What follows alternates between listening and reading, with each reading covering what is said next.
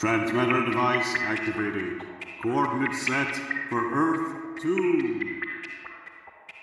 Hey everyone, welcome to the Earth 2 podcast, the weekly podcast that explores chronologically the development of the DC Comics multiverse and the legacy of their Golden Age characters through the Silver and the Bronze Ages of comics. I'm Peter Watson. And I'm David Steele. Welcome back. Thank you for joining us. It's the 26th of January 1971, and issue 201 of World's Finest Comics has been published. Isn't that right, Peter? It most certainly is. Yes. It's an interesting period for World's Finest at this point because it stopped being a sort of rolling Superman and Batman and Robin comic and has become essentially Superman's team-up comic. We've had a couple of issues where he's raced against the Flash. Again. Yes. And now we have issue 201. And the best way to tell you about who is guest starring in issue 201 is for Peter to tell you about the cover.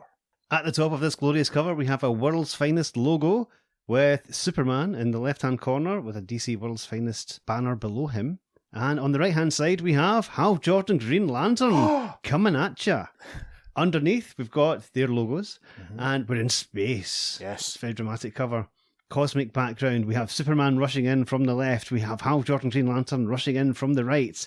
And it looks like they're about to fight because in between them is none other than Dr. Fate. It's movie star Dr. Fate. Yes. It's star of the big screen Dr. Fate. It is Hooray. indeed. We've now seen the Black Adam film, listeners. And we both thoroughly enjoyed it. Yes, we did. We did. And Dr. Fate is saying, "Let the battle for Earth begin." And hanging in the background is, of course, the Earth. Yes, we can see the UK quite clearly, which is fun. We can also see Africa. Mm-hmm. It looks as though Ireland's disappeared. Well, maybe it's on its holidays. Yes. Or maybe in this parallel universe there isn't an Ireland. Can you imagine? There'd be no Una from the Saturdays. Isn't that terrible? Anyway. And in the bottom left corner, there's a banner that says, "Now it can be told, the secret story of the fantastic fight to save the human race." Human race, fantastic. Yes, I like this cover. Very dynamic, very cosmic, as you say. Penciled by Carmine Infantino and inked by the legendary Neil Adams. So is this our 22nd-ish Neil Adams cover? 21st and a half-ish? Let's say so. Something like that, but no, it's a cracker. My copy has a very faint Thorpe & Porter price stamp over Hal Jordan's left knee. A couple of creases in the bottom right. I would say it's probably VG+. So there we are. There we are. Welcome Yes. to Comic Grading with David Steele. So, without any further ado, Superman vs. Green Lantern, Dr. Fate's there. Oh, exciting. Our opening splash panel shows Superman in space and Green Lantern Hal Jordan zigzagging towards him and firing a power beam at him. And there is a whole mess of text that I'm going to pass over now to Peter to read to you. Presenting the conflict of the century. Now it can be told.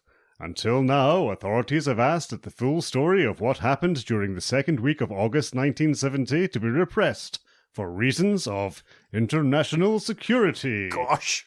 However, World's Finest Comics has at last gotten permission to tell the tale of the terrible combat between two of the world's mightiest champions, Superman and Green Lantern. A series of dire events that begins with an honest error becomes a ghastly game in which there can be no winner because the reward is A Prize of Peril. And then we have the credits for this issue, and it is Denny O'Neil, writer, Dick Dillon and Joe Giella, artists, and Julius Schwartz, editor. Tremendous. Hype. Superman and Green Lantern. Was this inspired by the line in Sunshine Superman by Donovan? I like to think so. I like to think so too. If this was the Power of Three Doctor Who podcast, we'd probably play out with that song, but it's not, so we won't. But I probably will post it on the socials at some point, so stay tuned for that, listeners. Right, story properly begins on page 2. It starts in space as a green glowing figure streaks toward the planet Earth. Yes, a majestic shot of the Earth from space. Hal Jordan zooming, looping round towards it. But behind him, it looks like a large shower of meteors. Hal very helpfully thinks over the next couple of panels. I came out here to get away from the confusion, the turmoil of the Earth's peoples, to escape the agonies caused by pollution, overpopulation, the threat of war, only to find more trouble. A swarm of meteors heading straight for North America. Most of them will burn up when they enter the atmosphere, but the larger ones won't, and that's where I come in. Even with my ring at about half strength, I should be able to deflect that nasty shower. There's a little footnote here, an asterisk at half strength, and a caption that further clarifies. Note, the reason the ring isn't up to snuff is amply explained in Green Lantern's own mag. A swift change of scenery now. However, the Green Gladiator isn't the only righteous man to observe the void-born hazard. Void-born hazard. Bet they supported menswear at one point, didn't they? I'm sure they did. Yeah, cracking panel of Clark Kent wearing his now, it seems, trademark brown suit and the black and orange striped shirt that he must have borrowed from Bruce Wayne. It's all the rage in 1971, wasn't it? We should try and find one each yourself, actually. Okay, That'd be charity shops, here we Yeah, come. that'd be a great photograph of us standing in our black and orange striped shirts. Clark is looking up into the sky, and he helpfully thinks, wonder how the government's new communication satellite is doing. Should be right above me. Uh-oh, I don't see it, but my telescopic vision reveals something else. We can see the dotted lines emanating from Clark's line of sight, and we can see the meteors. Final panel, page 2. Clark whips off his glasses, whips off his brown suit, whips off his black and orange striped shirt to reveal his Superman uniform underneath as he thinks, something that's a job for Superman. We arrive on page 3. Two would-be saviors, each with his own unique solution to the same problem. Yes, an interesting split panel sort of thing here, showing on one hand Superman waving his arms around and Hal firing his power beam towards the meteors. Superman is thinking, by creating turbulence in the upper atmosphere, I'm erecting a wall of air, which should do to keep those rocks away. And Hal is thinking, No big problem here. I'll just shove the swarm a bit, increase its speed so the individual chunks will burn up before hitting the ground. Caption for panel, well, is it panel 2? Is it panel 3? The caption for the next panel anyway says, Remember the old saying that begins, too many cooks. and it's a shot of Superman with a lot of the meteors swarming around him, going off in weird directions, and he thinks, blast! Something's deflected their path. They're glancing off my wall, going in all directions at once. The next shot, Superman is thinking, and the largest piece is about to turn that jetliner into a scrap heap. We can see, this is terrific, commercial airliner flying along. A massive meteor, looks like it's just inches away from the aeroplane, casting a massive shadow over it. And Superman is thinking, unless I get there first.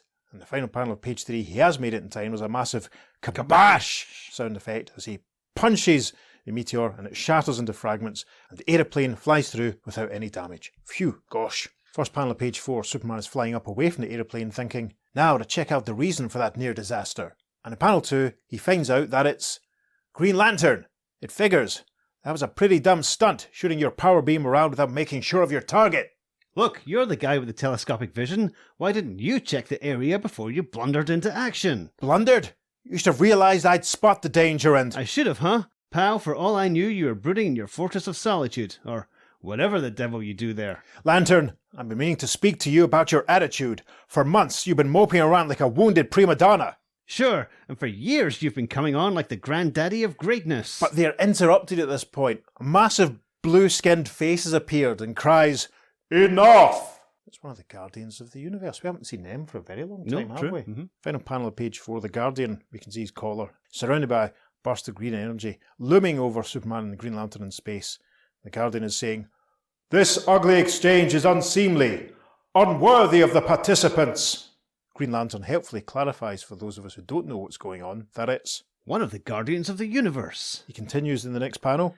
I'm sorry I blew my stack, Guardian, only he did make me. We comprehend the problem, Green Lantern of Earth, though you apparently do not. It is a cause of astonishment that it has not arisen ere now. Such as yourselves were foredoomed to conflict.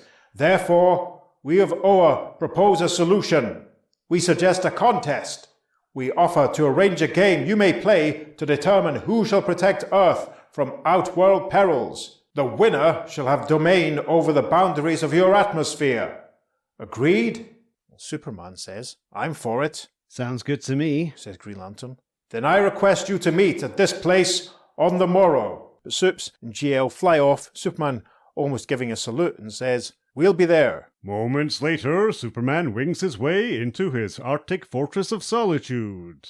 Yes, you see the door lying open, that big keyhole that always makes me laugh. Very, very serene winter landscape. Almost a hint of the aurora going on around it. Yeah. As he flies in the open door, the Man of Steel is thinking, I can't imagine what sort of game the Guardians have in mind. Because I am more powerful than GL. Surely I can beat him.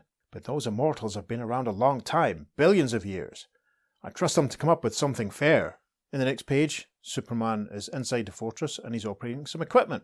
As he does so, he's got a little microphone in front of him actually that we can see. He's podcasting the Krypton memoirs.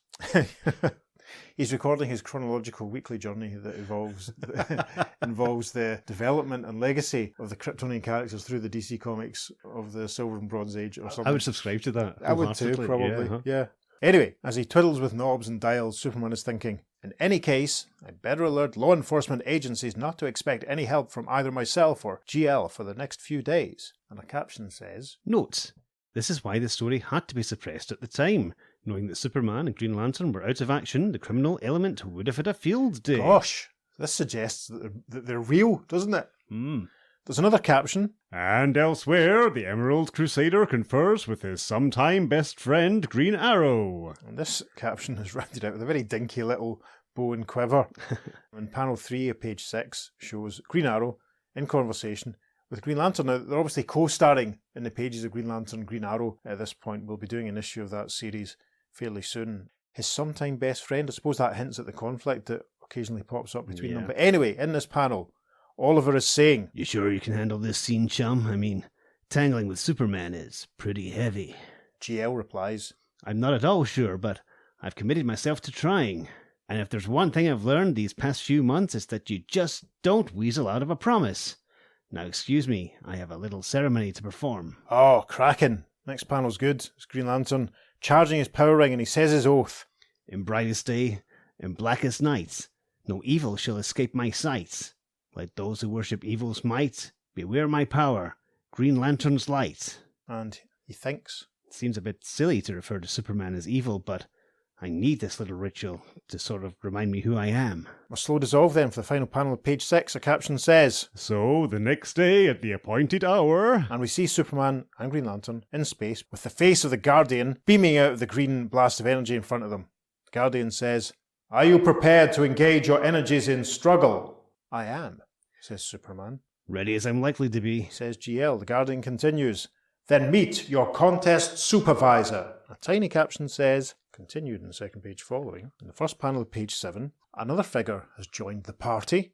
Green Lantern exclaims, Dr. Fate! Yes, you can see the familiar blue and gold garb. Superman says, But you should be across the vibratory dimension in Earth 2. Dr. Fate says, I have breached that void for reasons of no concern to you, and have been enlisted by the Guardian in this manner.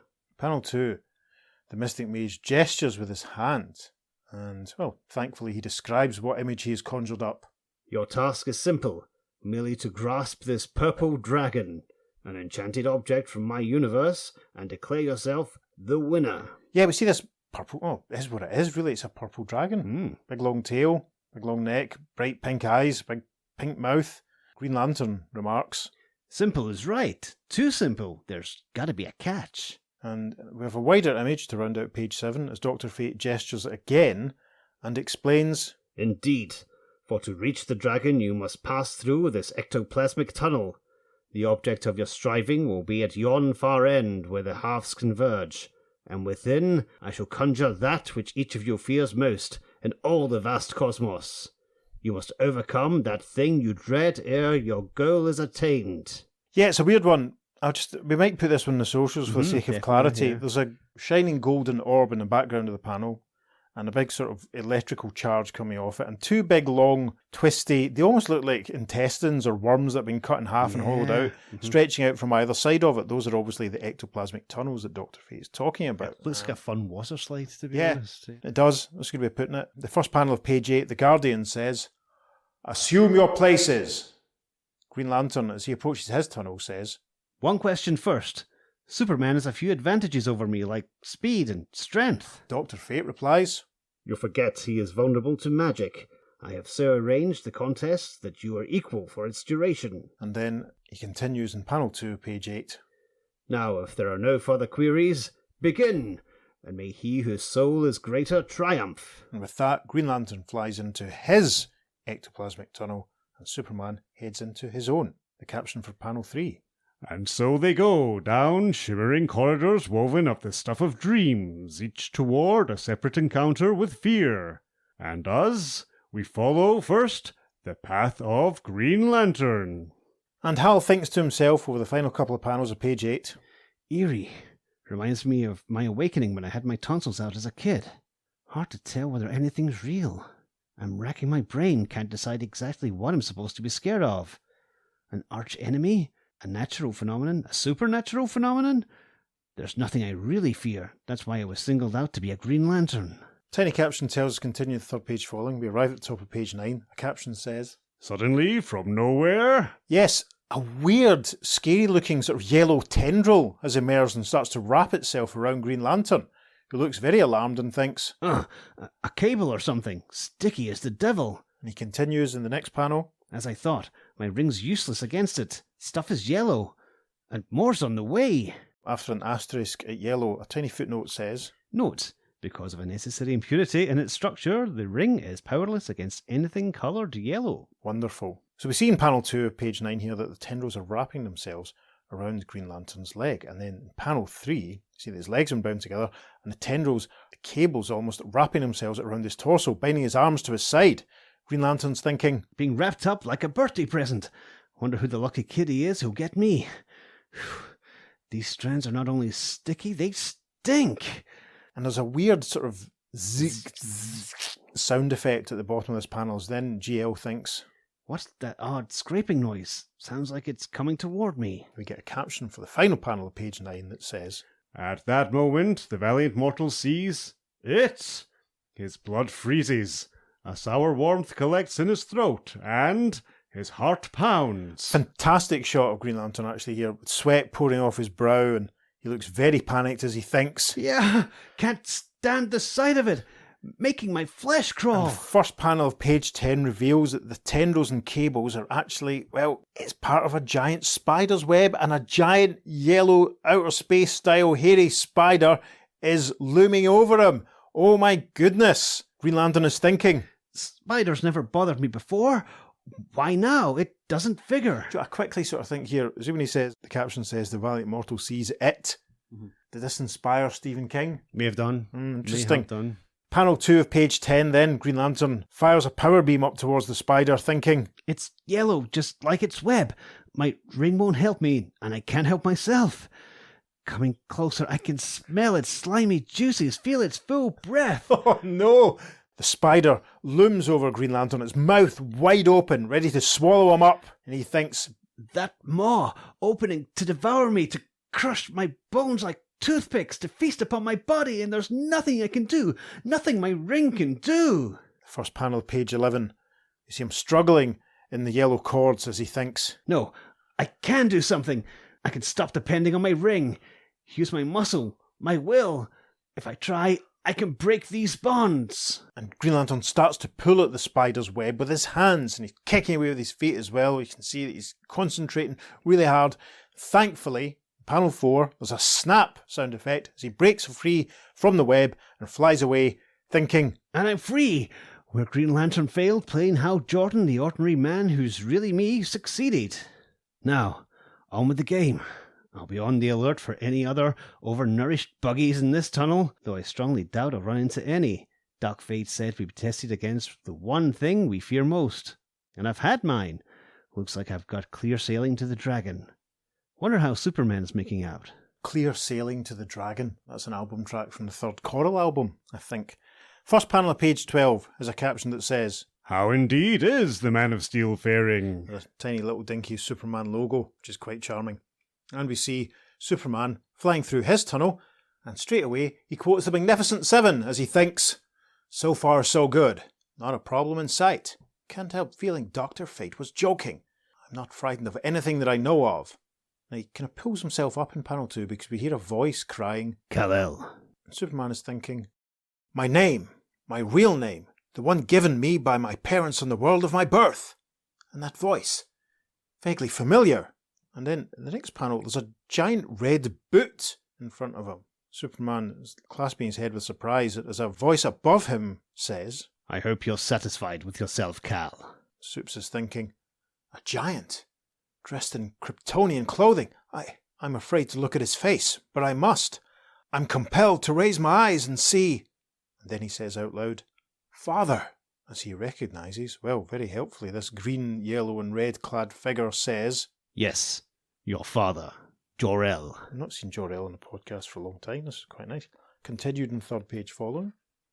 We pass a massive double-page advertisement for Columbia Record Club. Now, save almost 50% on the hit records you want, and here are your savings in advance. Any 12 hit records for only $2.86. Now let's have a look. There's some Crosby, Stills and Nash, there's some Johnny Cash, there's some Simon and Garfunkel, there's the best of Tommy James and the Shondells, Mamas and the Papas, the best of the Bee Gees, another Crosby, Stills and Nash, Donovan's greatest hits, his second mention. The Moody Blues are there, the Jimi Hendrix Experience, Iron Butterfly, Three Dog Night, Bobby Vinton, The Byrds, fantastic. I can actually see Roger McGuinn and David Crosby, amazing. Otis Redding, Tommy Rowe, Procol Harum, Mungo Jerry, Steppenwolf, all sorts of stuff. Yes, I think it'd be very easy for me to pick 12 records. But anyway, we move on to page 13, and the giant Jor-El, looming over Superman, almost like he's waving a hand at him dismissively, is saying, You thought I was killed when Krypton exploded, eh? Well, you were wrong. These many years I've been observing your antics, and let me say I'm very disappointed in you, young man. Superman looks a little crestfallen at this point as the giant Jor-El continues. Instead of following in my footsteps and becoming a scientist, you frittered away your time in pursuits best left to others less gifted. I'm sorry, Father. You say you're sorry, but you're not. I'm going to have to punish you. Yes, Jor-El doesn't look impressed at all. As a downcast Superman thinks, I've always wondered whether my father would have approved of me. There's been no way of telling till this moment, and this final panel of page 13 is horrendous for those of us who grew up in West Central Scotland in the last 50, 60 years, as Jor-El has picked up Superman, put him over his knee, and starts scalping his backside. Giant Jor-El says, This will hurt me more than it hurts you, son. It's a shame he didn't say, I'll give you something to cry for. Superman looks very upset and says, Punish me, Daddy! I deserve it! And that's where we're going to finish the podcast, folks. It's been wonderful. It's been a lovely couple of years. I don't think we can possibly top that. Yes, that panel's definitely going on the socials. I can't wait to tweet that. Gosh. It'll probably be reported. Yes, in our latest episode, Action with Jor-El and Superman. This will hurt me anyway. World's finest spanks. Yes. The first panel of page 14 is a giant slip sound effect. It is basically Superman gets his backside scalped as he thinks, I guess every orphan secretly fears not living up to his parents' expectations. And there's a spop sound effect as he gets smacked again in the next panel and thinks, and I'm doubly an orphan. I lost my mother and father and my world while still an infant. I feel like I'm still a baby. And of course, that's exactly how I'm expected to feel. And he stands up on Jor-El's knee in the next panel, thinking, I'm a full-grown man. My father couldn't tower over me. That means I must be imagining all this. It's an illusion conjured up by Dr. Fate's magic. Then he says out loud, Okay, that's enough. I refuse to be slapped around by my own imagination. Insolent brat, Cries Jor-El. And then, the final panel of page 14, Jor-El's obviously gone to slap Superman again, but his hand passes right through him as a triumphant Man of Steel says, No, go. You don't exist, and I know it. Over the page, first panel of page 15, the giant Jor-El starts to fade out as Superman thinks, it is vanishing back into my hopes, my memories. And Superman continues to fly down the tunnel in panel 2, thinking, and my fears. I should have understood that Jor-El's disdain is the thing I most dreaded. I've beaten it. I suppose I should feel triumph, but I don't. It's reminded me of the horrible tragedy that will dog me for the rest of my life, and I'm forced to realize that I'd trade all the power, the glory of being Earth's Superman, for the existence of an ordinary citizen of Krypton. Gosh. Caption for the next panel. Then the twain meets. Nice caption. Almost at an angle. It looks like a little bit of scroll with the Superman logo and the Green Lantern logo. And we see the purple dragon up on a sort of table as Supes flies in from one side and GL flies in from the other. Superman is thinking, from here on it's a race, one I'm bound to win. And GL thinks, I don't have a prayer of besting his super speed, but I have a hunch about that dragon, and I've got nothing to lose by testing it. Doc Fate said it was enchanted, and he didn't ever say it's a statue, so I'm betting it's real, held captive by that aura around it, which my power beam should be able to dissolve. Yeah, great panel here showing Green Lantern in dynamic action. He looks, this For the first time, actually, in any stories we've done, this looks like the Green Lantern I remember reading when I was a wee boy. I don't know if it's just the shading, the tones of the grey. I don't know, the white gloves obviously being very clear. I don't know, but it's terrific. Well, I think Dick Dillon's Green Lantern was the first one I came across. Yeah. Obviously, the pages of Justice League. Justice League, yeah. So yeah, this is the one that we probably both kind of latched onto as kids.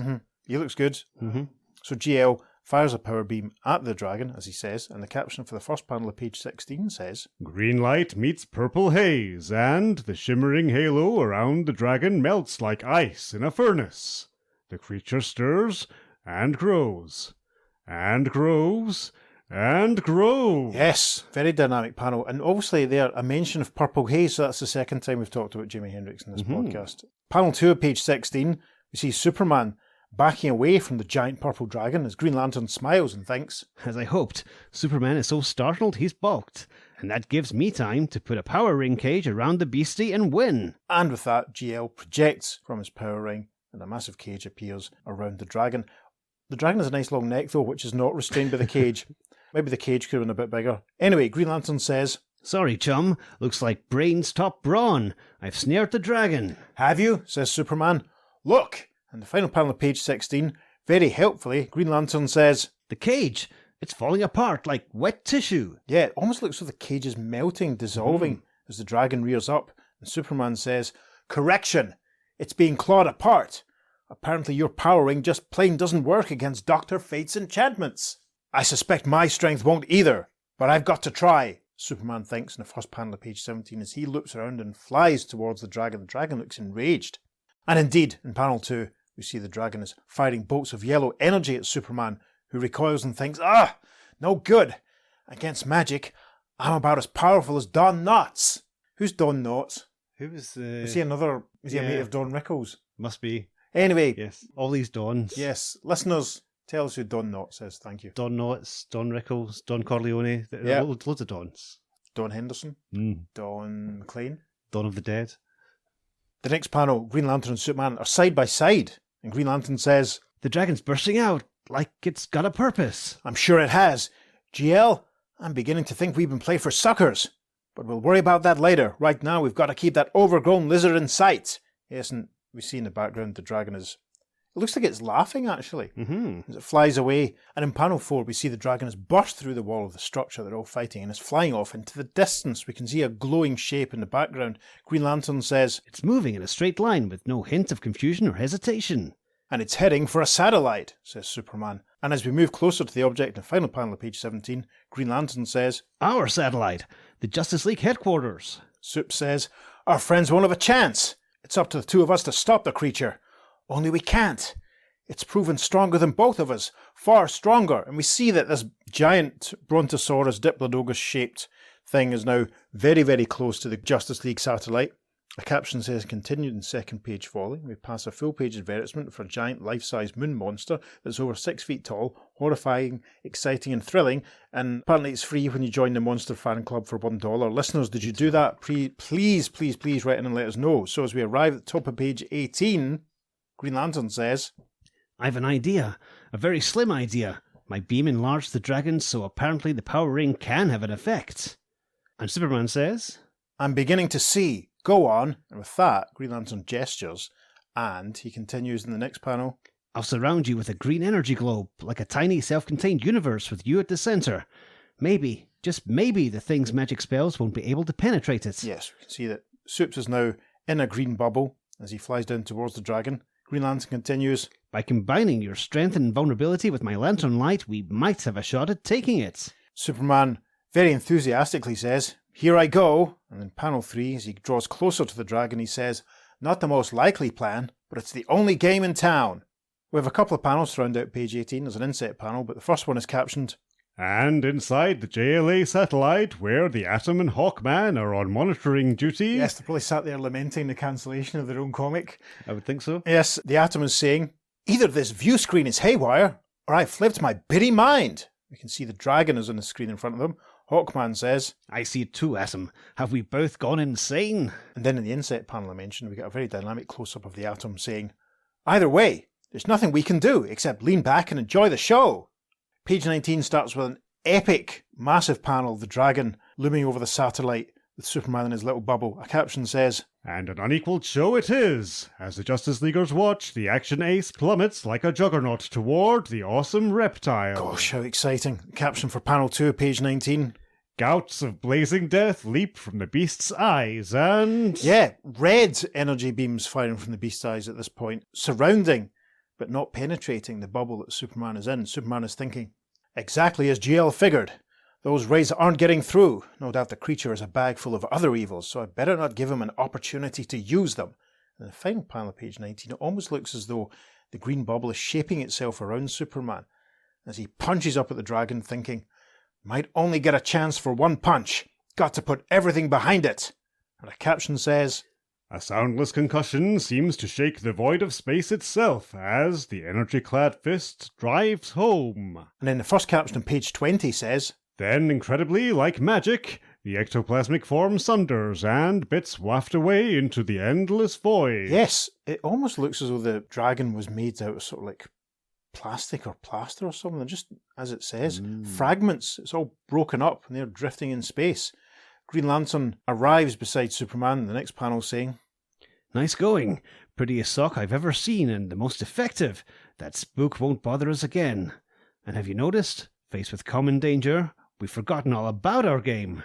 we should never have begun it because we let ourselves be used as pawns in a scheme to destroy the Justice League. Mind explaining that in nice, simple words? It's obvious. Dr. Fate wouldn't ever endanger the Justice League, or us either, and neither would the Guardians. We've been had.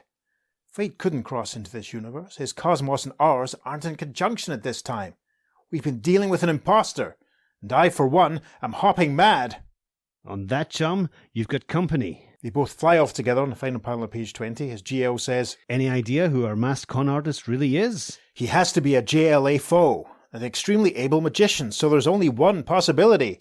First panel of page 21 is captioned. At that instant, 4,000 miles distant... Poet and he didn't know it. Yes, we see Dr. Fate. Is it Dr. Fate? Hanging in space. His cape billowing behind him as he thinks. The fools. How easily they were duped into destroying themselves. I needed the beam from Green Lantern's ring to activate the dragon spell, the only device I could use against those costume do-gooders. By now the ectoplasmic reptile has annihilated them, as I programmed it to do. And very helpfully here, Dr. Fate has an index finger up to his helmet as though he's thinking. But we notice behind him, there looks like there's a streaking green ball. Is that another meteorite? I don't know. But in panel 3, Dr. Fate whirls around and sees this green fireball hurtling towards him and thinks, Eh? That's odd. A green comet, and it's coming toward me, almost as though someone were guiding it. and then in the final panel of page 21, the green fireball fades out and Green Lantern and Superman emerge. Green Lantern cries, Off with the disguise. and into the fray, concludes the Man of Steel. Dr. Fate recoils, and in the first panel, page 22, Green Lantern blasts Dr. Fate with a burst of energy from his ring, and the Dr. Fate costume disappears. Green Lantern says, Masquerade's finished. Superman says, right, though I'd much rather look at Dr. Fate's costume than Felix Faust. And we get a close-up of Felix Faust in panel 2. Has he been in the podcast before? Yeah, he was in the first JLA JSA crossover because he's one of the crime champions. And did we not do a JLA 14 or 15? Was he not involved in one of those stories? I can't remember, but it's been a long time then. It's been quite some time. Yes, Felix Faust wears sort of blue robes, an orange metallic-looking collar. He's a weird little blue hat with little stars and moons and stuff, and little on the band that sort of goes around the top. It's very odd. Listeners, we're sure you know what he looks like, and one of these panels will probably end up on the socials. Felix looks caught out, not unhappy, and he cries, I'll yet taste victory. My eldritch skills are more than a match for you. Off-camera, GL says, Could be, if we gave you time to use them. and GL's beam fires down, and Felix is immediately imprisoned in a transparent green glass cage. We see Green Lantern holding him in position in the next panel. GL's saying, Face it, Felix, you're no more than a flea-bitten sideshow fake. You can practice your sleight-of-hand tricks on your fellow inmates. I judge you'll have years behind bars to perfect your technique. and it almost looks as though Green Lantern is directing this glass cage away because Felix is gone in the next couple of panels. And the second last panel is a nice close-up of our two heroes as Superman says, no need to check with your bosses, GL. Faust undoubtedly cast an illusion of the Guardian we talked with. Check, and that about wraps it up. I can't say I'm sorry all this happened. We had a precious reminder that rivalry and jealousy brew nothing but trouble. And the story concludes with a nice dynamic image of our two heroes flying over our home planet as GL gestures to it and says, Wouldn't it be nice if they learned it too? and we don't have a caption, but that is in effect The end. But we do have another caption that says, Next issue, together again, the world's finest team, Superman and Batman. and maybe you'll find another podcast that's going to do that story, but we won't be doing it, sadly. So, it wasn't the real Dr. Fate. No. But it technically, in a way, counts as an appearance, which is why we did it for the podcast. We couldn't not do a comic that has Dr. Fate on the cover. That's very true, yes. But I do expect a few, comments from people. Yes. But that's fine. But yeah, that was a lot of fun. Very, very straightforward. Very, very exciting. Mm-hmm. Yes, Very funny in certainly places. was. Incredibly funny in places. Unfortunately. Yeah. I liked the little recap at the start when Green Lantern told us everything that had been happening in the pages of his own comic, all the stuff about overpopulation, pollution. He's obviously gone, I'm fed up with the hard-travelling heroes. I'm going to go off into space for a little while. But it's not just what's happening in Green Lantern, it's in pretty much everything Denny O'Neill's writing. We've had it in Justice League of late. I'm sure it pops up in his Superman run as well. Yeah, I think as you said in preparation, this is, reminded us this was run about the time of Kryptonite No More and pages of Superman. He was depowered and not quite as super as he had been. Yeah. You can't ever really make Superman realistic, but they certainly toned him down a little bit at this point. First of all, I do love the fact that they're just really at each other's throats straight away. Because recently we've had Superman seem to be almost out of character in a lot of these stories that we've done, where he seems to be kind of more aggressive and more aloof, as it were. Like we had that issue where he was talking to the Flash and he's like, oh, but I'm an alien, I'll never find love, etc., etc. Yes, I know what you mean. Whereas here he's just being a bit hot-headed for Superman. We expect it from Hal Jordan, because that's kind of his personality. But it's unusual to see it in Superman. I'm still more used to the, hanging about with Jimmy Olsen, giving him life lessons. That's a Superman that I'm kind of more used to at this period. But obviously this is the change, the big changeover. It comes with his wardrobe, I think. Yes. That orange shirt brings some attitudes. Yeah, it's interesting, because look, just looking at him on page 2 there, it's so different from the traditional blue suit and white shirt, red tie sort of look. Yeah. It's not jarring. It does work for Clark, I think. I think he wore that outfit in one of the Jimmy Olsen stories that I talked about the other week. It does bring him up to date, and it's maybe good that his attitude has evolved a little bit as well. It makes him a little bit more relatable, doesn't it? Yeah, I suppose. And of course, had he started being a newscaster at this point? Is he basically Ron Burgundy? I think he had been. So, yeah. And the thing is, it's not just Superman's shirt that's orange. That jetliner that he saves is completely orange. It's so weird. No, you're right. Do you know what? I don't even think I thought about that when we were doing the story, but you're right. It's very odd. It's very unusual. Goldfinger's private jet or something. Maybe it is. It's so weird. No, you're right. Because listeners, maybe if you were around at that time, can you tell us if commercial airliners were painted a bright orange? I don't think they were, unless it was Bright Orange Airlines Limited. But there's definitely a logo on the tail. It's not very clear. It looks a bit Pan Am, the logo. Yeah. It's an interestingly sort of disposable story in a way, but at the same time, the Green Lantern and Superman confronting their fears, going into the cave and confronting their fears, thing's quite interesting, isn't it? Yeah. The spider's quite scary, and the Jor-El sequence is unintentionally hilarious. That hasn't it's just wonderful. aged terribly well. Yeah. Punish me, Daddy, and all that. We should actually have a look at Felix Faust's plan here, because basically he's got this... Is it originally a statue, perhaps? Maybe that's why it broke apart so easily. He's got the space dragon. Yes. And he basically has to charge it up and then use the energy that Superman and Green Lantern can provide to destroy the Justice League. That seems to be his plan. Yeah, the ectoplasmic reptiles annihilated him as I programmed it to do. I need the beam from to activate the dragon spell, the only device I could use against. So ultimately, it's just another Felix Faust trying to destroy the Justice League story. But it's I like the idea of him using Dr. Fate, because obviously Supes and GL are going to trust him. Yeah. And GL's going to trust the Guardian. Yeah. But again, has Felix Faust manipulated their reactions and made them slightly more aggressive? Did he bring down that meteor shower in an attempt to manipulate the situation? That's a point. That's what creates the conflict initially, isn't it? And then the Guardian popping up and saying that it was a cause of astonishment that this has not happened before. Yeah. That's why they would believe it, because you say, oh God, right, maybe we have been a bit bad and the Guardian's been keeping an eye on us, and But that brings up another point. Felix Faust obviously knows about Dr. Fate because he's had encounters with the Crown Champions and knows about the Earth 2 guys. But how does he know about the Guardians? Is that public knowledge? Is that something, It's like in Resurrection of the Daleks, when Davros knows what Time Lords are. Yeah. When he's been in 2 stories before that, and most of that time he's been in suspended animation. Yeah. That's a good point. That is interesting. So, yeah. Well, knows them well enough to actually impersonate one as well. That's the thing.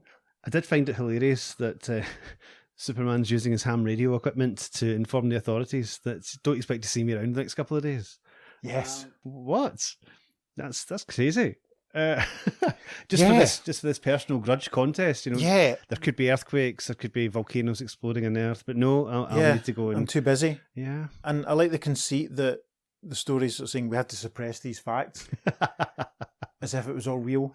Yeah. That's quite funny. It was a lot of fun. I mean, it was interesting because it had some of the what you'd expect from Denny O'Neil of kind of making a serious point, Yeah. but it wasn't laboured, and I don't mean that in a bad way. Mhm. It wasn't given the same emphasis as the pollution in the JLA story that we did with the Vigilante or some of the issues they've touched on, and it's almost like it was kind of softened for a family audience because it was still making a serious point about Yeah. Superman and Green Lantern and having belief in yourself and all that sort of stuff.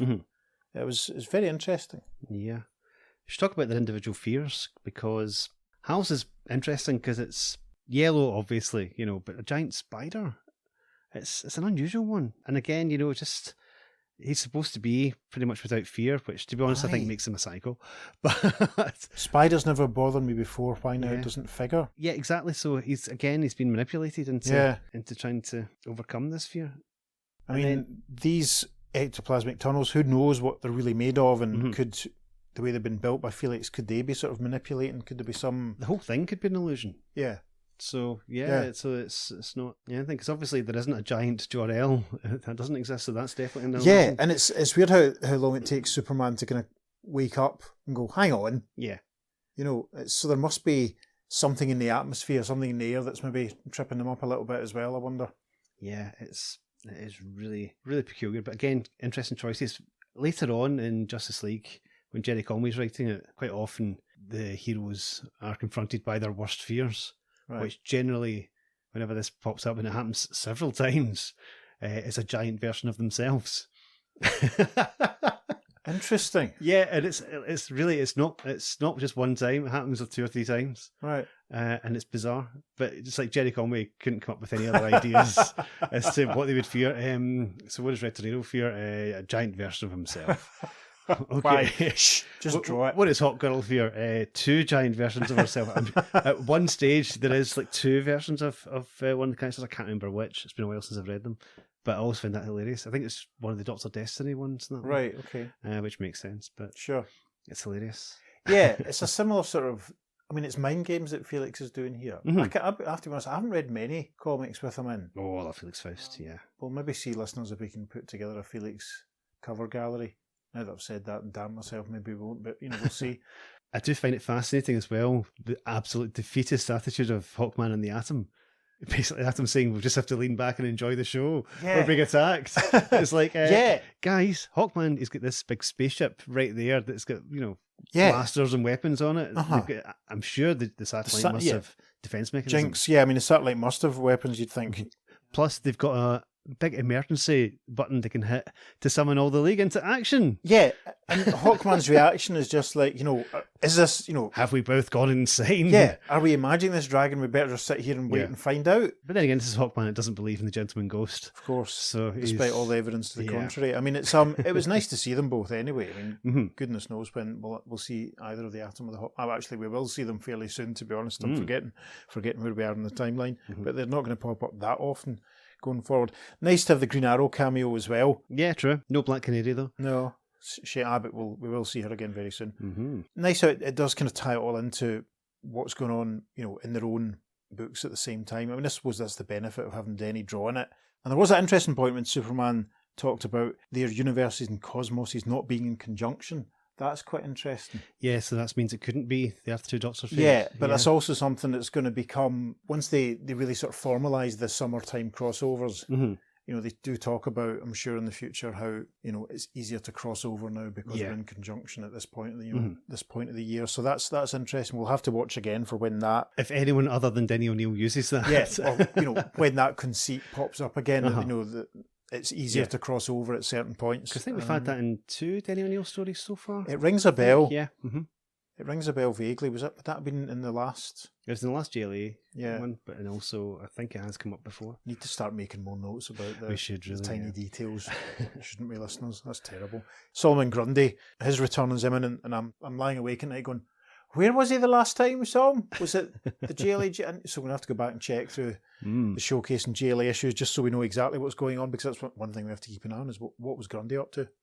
But Dr. Fate, listeners, The real Dr. Fate. yes, he will pop up before too long because he is one of Superman's other guest stars in this little period in World's Finest history. So if you're a bit disappointed it wasn't the real Dr. Fate, don't worry, because he will be along in a month or two at least. So jumping forward to World's Finest issue 204, and it's World's Finest Fan Mail, which is a bit of a lazy letter column title, I'll be honest. But here we go. The first letter says, Dear Editor, I enjoyed World's Finest 201. In A Prize of Peril, Denny O'Neil explored a subject which I am surprised has never been touched upon before. Naturally, I'm speaking of two different heroes getting in each other's way, especially two ultra-powerful ones like Superman and Green Lantern.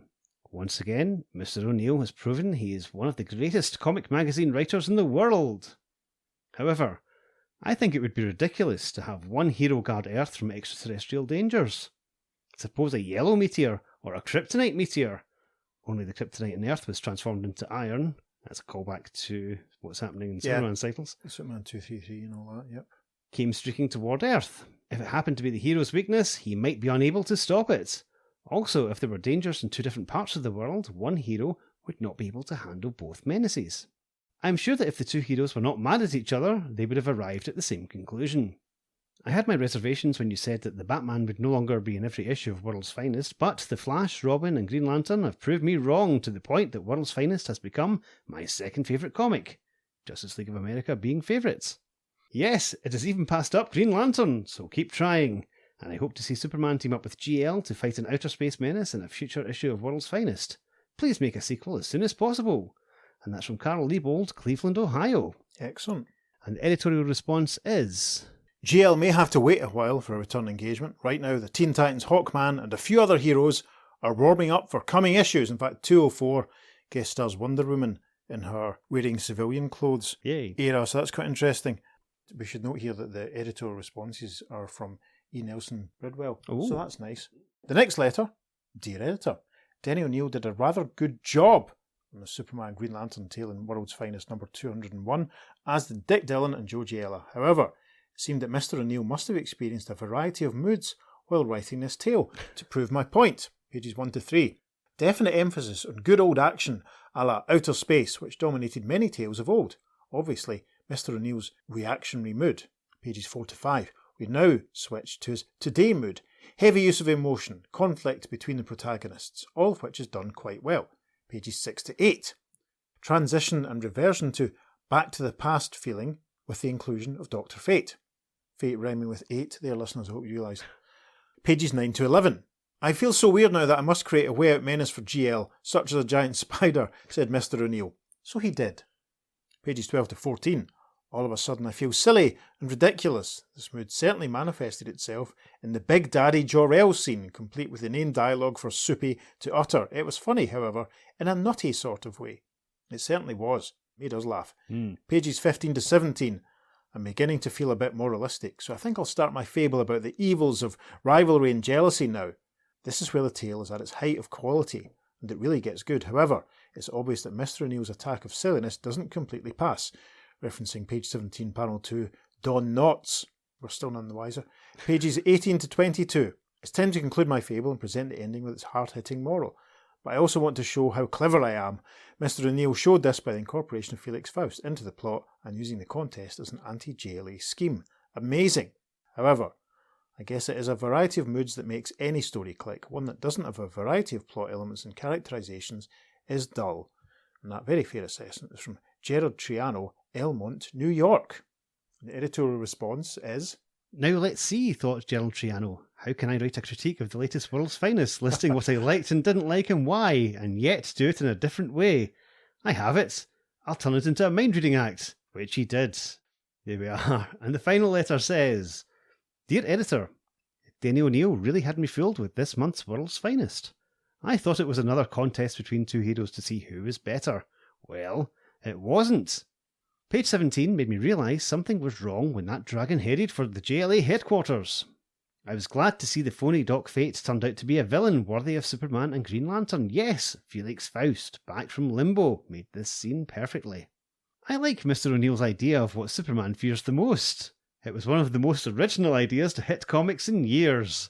Imagine fearing that you didn't live up to your father's expectations so much that you beg to be punished. May I ask you, Mr. O'Neill, where in the world would you get such pure genius? Though you gave us a stroke of genius with Superman, you struck out with Green Lantern's menace. But I wouldn't worry about it. So I end my pros and cons on the mag. Mr. O'Neill saying thanks for ever being born. And that's from Joe Paluzzo, Brooklyn, New York. And the short editorial response to that is... Perhaps you should address those thanks to Denny's parents. They had something to do with it, you know. ENB. Yeah, the Soups and Jarell thing was fascinating. Because you've always had that sense that Soups is kind of in awe of his dad. And, and so it makes sense. I think he'd be kind of worried about being a disappointment. But the punishment scenes were very unfortunate. Again, I think it's mental stress and manipulation from Felix Faust. Yeah. I think, and obviously, we know Superman, like all of us, is vulnerable to magic. Of course. Absolutely. So, yeah. But Gosh. yeah, it's out of context. That one panel, even with context, that one panel is ridiculous and will be all over our socials. Yes, don't worry. I might even get some T-shirts printed or do a Roy Lichtenstein or whatever his name is and copy it and paint it and blah, blah, blah. Never mind the Batman slapping Robin. No. How about Punish Me Daddy? That's better. Why is that not kind of everywhere? And get, why doesn't FP have a massive version of that on the wall? Anyway, gosh, I probably shouldn't say any more, should I? Well, that seems the best place to end the podcast. Probably.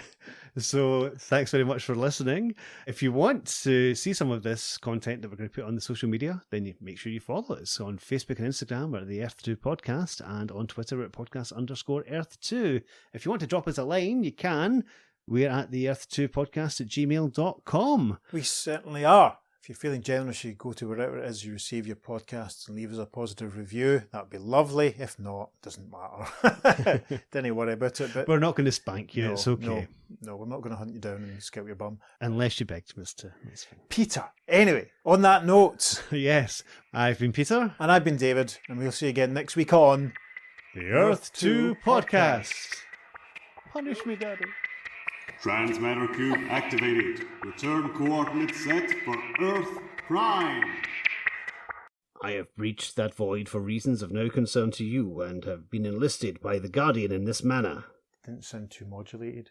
I think you need to have the... Okay. Yeah. Dr. Fate, take 3. Yes. And an unequaled show it is, as the Justice Leaguers watch the Action Ace